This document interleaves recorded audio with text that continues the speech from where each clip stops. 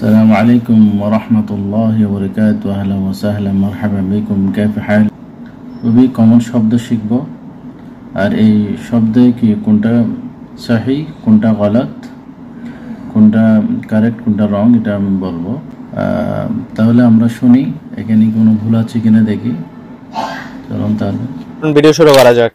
সকালের আরবি হচ্ছে সুবাহ, যেমন আরবি আমরা বলে সুবাল খায়ের, আপনি উত্তরে বলতে পারেন সুবাহ আন নূর অথবা সুবাহ আল নূর। আবার অনেক আরবি আমরা বলে সুবাহ আল ওয়ার, সুবাহ আল খায়ের, সুবাহ আল ওয়ার।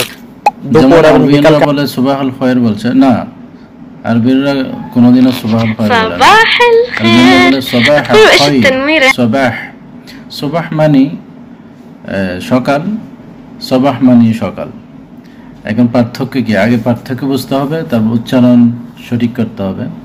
পার্থক্য হচ্ছে সবাহ আল খায়ের আমরা জানি যেমন শুভ সকাল, গুড মর্নিং, আর সবাহ আন নূর ও রিপ্লাই। যখন আপনাকে কেউ সবাহ আল খায়ের বলবে আপনি বলবেন সবাহ আন নূর। আচ্ছা, আর এরকম সেন্টেন্স আছে, তো ভিডিও লম্বা করবো না। সবাহ আল খায়ের ইয়া সদীকি, সবাহ আল খায়ের ইয়া হাবিবি।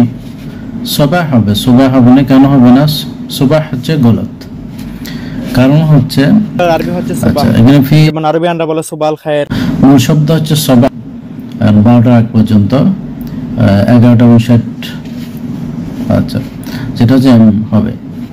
আর হচ্ছে সুবাহ, সুবাহ হচ্ছে ভোরে, ভোর 4টা থেকে ভোর 6টা পর্যন্ত, সকাল 6টা পর্যন্ত, যেটা হচ্ছে ধর্মীয় রিলেটেড। আমরা যে ফজর নামাজ পড়ি, আরবিতে যদি বলি يكون بعد شروق الشمس أي من حوالي الساعة 5:30 صباحا فصاعدا حتى قبل الظهر।